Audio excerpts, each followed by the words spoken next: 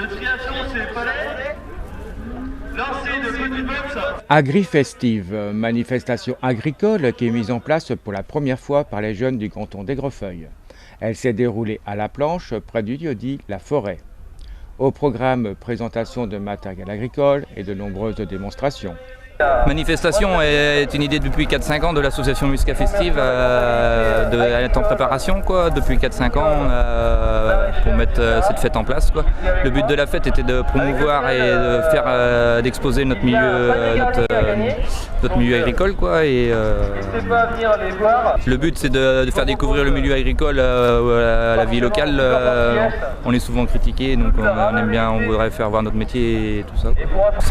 Certaines personnes sorties du milieu de la ville, je pense qu'ils connaissent mal et on a besoin de leur faire passer un message de notre métier, faire découvrir notre métier. C'est important de nourrir le monde et de faire voir notre boulot. Alors qu'est-ce que les gens demandent en général par rapport à votre métier ?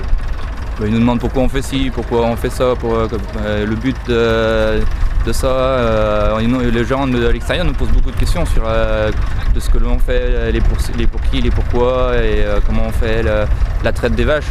Quand il y a des gens qui viennent, ils sont très surpris de voir comment ça se passe, c'est les gens qui n'ont jamais vu ça. C'est un exemple parmi tant d'autres. Des animations étaient également prévues, comme la démonstration de matériel ancien, qui a ravivé quelques souvenirs. Ça rappelle notre jeunesse qu'on a vu chez nos parents travailler. Nos grands-parents qui ont fini avec leurs machines, leurs faucheuses, on voyait les machines arriver dans les champs. C'était des machines modernes, l'évolution des entreprises, des petites machines qui faisaient 2 mètres de coupe, puis après l'évolution est partie très vite.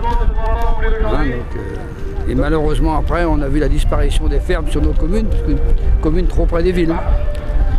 Mais on a connu ça. Donc il y a un petit côté nostalgique alors ? Oui, un peu nostalgique. Puis après, avec des copains, on a monté une association pour récupérer ce vieux matériel, le conserver et le faire voir au monde, aux jeunes, ce matériel-là, pour pas qu'il s'en va perdu. Et justement, lorsque vous le montrez aux jeunes, quelle est leur réaction ?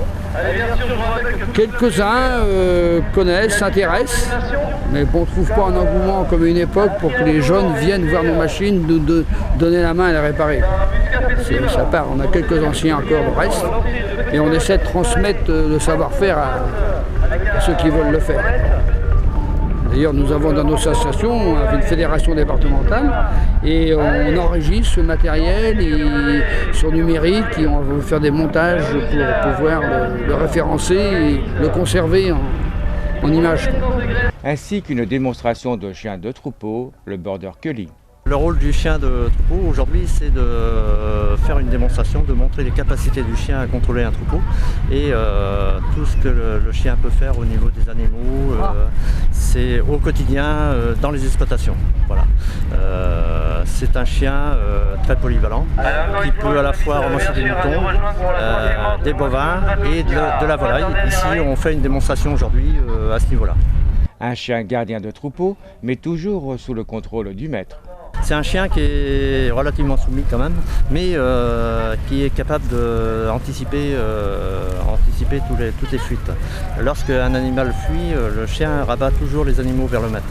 En fait, c'est un rabatteur, mais c'est un rabatteur instinctif. Il a ce gène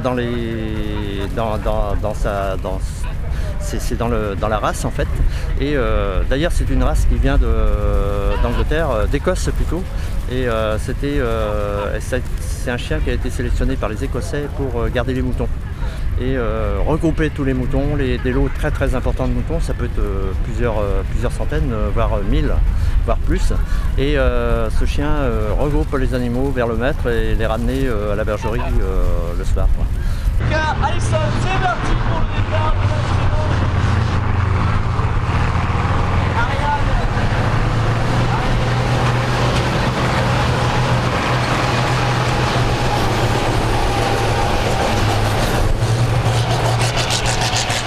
Sans oublier la spectaculaire course de moissonneuses-batteuses qui a ponctué cette manifestation agricole.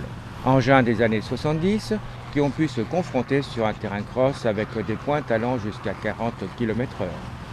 C'est des manches de 8 à 10 minutes, de machines de vieilles moissonneuses-batteuses des années 60-70, relookées, modifié et renforcé pour la sécurité, avec arceaux de sécurité et harnais, tout ça. Et le but, c'est de faire une course avec du spectacle, ne pas hésiter à pousser l'autre pour faire du passage, et ça donne un grand spectacle, et c'est le clou de la fête, quoi. Alors un petit peu ces machines, quoi, elles sont préparées, c'est pas les machines normales? Non, c'est préparé, et on change les entraînements pour aller plus vite, pour gagner de la vitesse. On renforce toute l'armature, on fait une armature métallique sur la machine, afin de renforcer pour pas avoir peur de pousser ou de prendre des coups aussi. Alors le pilotage un peu particulier, je suppose. Oui, oui, parce que c'est une direction arrière, donc si on se fait pousser par l'arrière, la machine part tout de suite de travers, quoi. Donc c'est assez technique, quoi. Faut pas avoir peur et pas froid aux yeux.